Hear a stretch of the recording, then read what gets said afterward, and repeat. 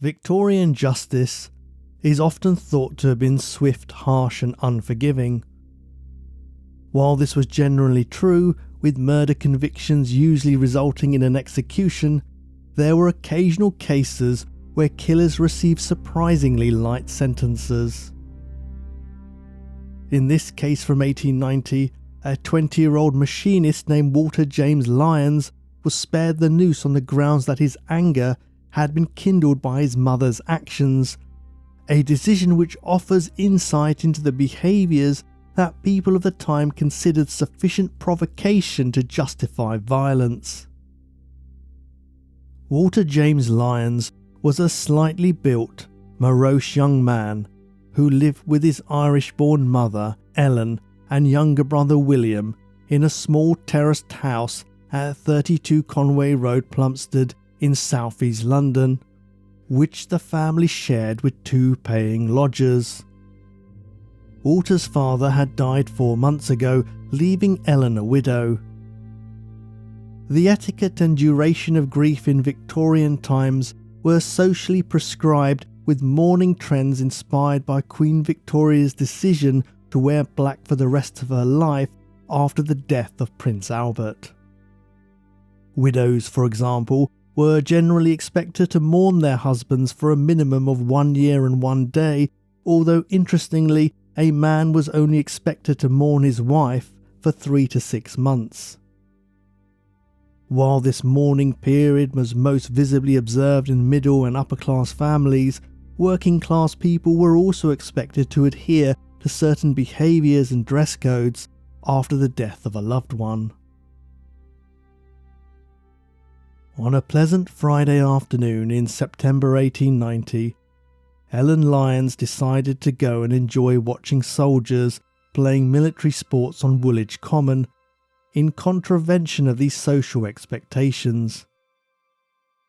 There, she was introduced to John Stewart, a well-built quartermaster sergeant of the 51st Royal Artillery Battery.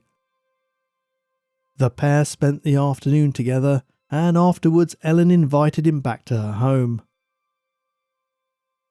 Around lunchtime the next day, on Saturday 13th of September, Walter wondered why his mother had not yet risen. When he opened her bedroom door to check if she was all right, he was horrified to find her in bed with the military man.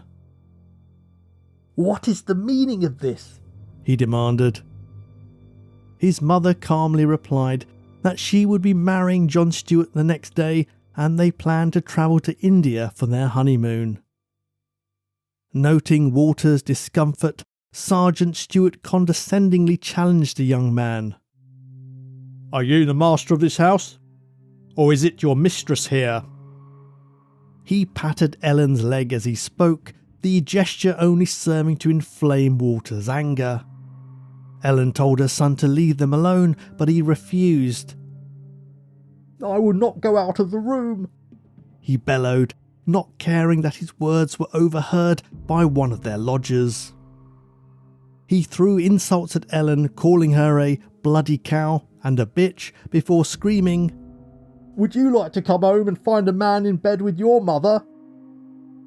"No," Sergeant Stewart replied mildly, though it wasn't entirely clear to whom the question had been addressed.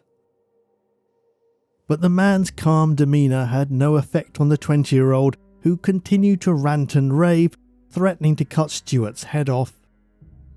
He ran into the kitchen, where he was heard rummaging frantically through the drawers and cupboards. Fearing that Walter might be arming himself with a kitchen knife, Ellen Lyons and Sergeant Stewart quickly got dressed. When the angry son returned, they were relieved to see he was wielding only a small hammer, which he brandished at the soldier.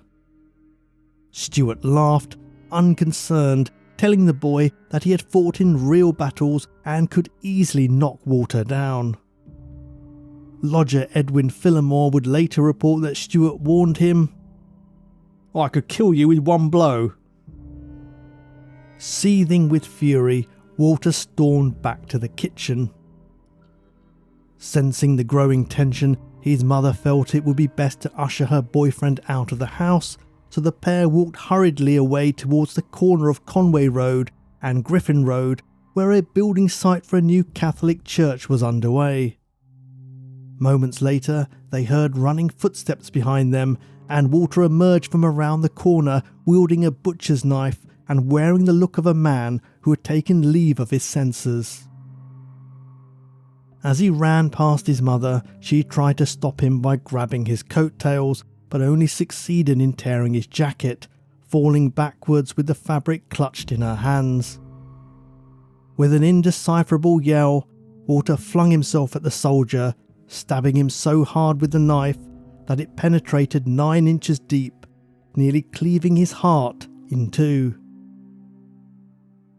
Distraught, Ellen Lyons bent down to comfort the man, unbuttoning his tunic and desperately trying to stem the bleeding, but he had already died, his life extinguished almost instantly at the moment of impact. 2 witnesses stood numbly on the street, having been drawn to the scene by Walter's shouts of rage, arriving just in time to see him viciously stab the soldier. Walter turned to one of them, and, his anger now having left him, placidly said, "I have done what I intended to do. Call a policeman." When 2 constables arrived on the scene, Walter willingly handed over the knife and announced simply, "Take me. I know my doom." At Woolwich Police Station, he made a full statement, making no attempt to lessen his responsibility. The coroner's inquest was held at Plumstead Workhouse on Tuesday 16th of September, and suspecting that public opinion would be against her, Mrs. Ellen Lyons arrived 3 hours early to avoid the rowdy crowds that would flock to watch the proceedings. Ellen told the coroner that her son Walter was subject to fits of passion and that several of his father's relatives were in a lunatic asylum, but it was clear that she felt personally accountable for the incident. The Illustrated Police News reported, "She is deeply grieved for the consequences of her folly and takes all the blame, without reservation, upon herself. So slight was her acquaintance with the murdered man that she could not at first say whether his name was Stewart or Shepherd." The jury returned a verdict of willful murder against Walter James Lyons, but expressed hope that the judge would be merciful. The public vehemently agreed that Ellen was to blame and seemed to endorse the killing, applauding Lyons while booing and hooting at his mother, who, given the mood of the crowd, might have been lynched had she not been under police protection. Walter Lyons was charged at Woolwich Police Court on Saturday 20th of September, his pale face reflecting a painful awareness of the gravity of his situation. A month later he stood trial at the Old Bailey before Justice Stevens, defended by Gerald Gagan. Gagan was known to be an alcoholic, and would later commit suicide in his chambers in 1902 by taking an overdose of an opioid sedative. Nonetheless, he proved a formidable counsel for Lyons, reminding the jury that the law was made for the man, not the man for the law, and that an English jury's duty was to be kind and merciful. He used emotive language to mitigate the crime, arguing, "Nothing could exaggerate the nauseous horror of tragedy.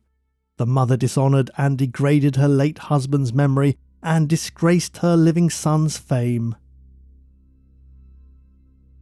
In his summing up, Justice Stevens agreed that, speaking as a human being, not a judge, he felt the provocation given by the mother was as great as could possibly have been given to a son. He remarked that although this was as deliberate and vicious an act as he had ever seen, the behaviour of Ellen Lyons was disgraceful and was undoubtedly the cause of Walter's violent outburst. The jury found Walter Lyons guilty of manslaughter with a recommendation to mercy due to his youth, and he was sentenced to 7 years penal servitude. The Illustrated Police News ran the story for 3 consecutive weeks. capitalising on the public's ghoulish fascination with the case. There was next to no sympathy for the victim, and it seemed that in the eyes of the population, Ellen's decision to enter into a new relationship just months after her husband's death was a crime far worse than murder, and young Walter, on finding his mother in bed with another man, had only done what any son in his right mind would have.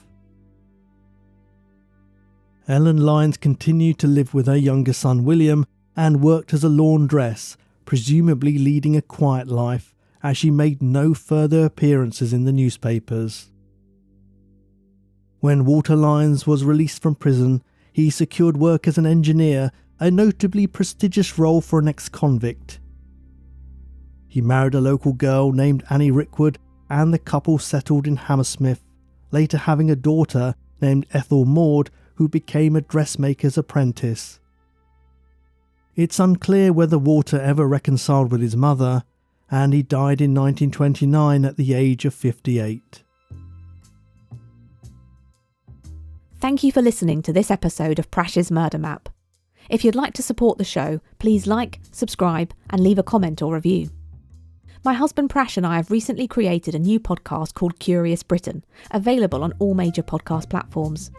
In the show, we explore the myths, legends and mysteries of the British Isles, from peculiar prehistory and ancient archaeology to UFOs, ghosts and many more intriguing tales that shape Britain's cultural heritage. If that sounds interesting to you, then we'd love it if you give it a try and let us know what you think. We'll leave a link in the show notes. Thank you for your support, and we'll see you again soon.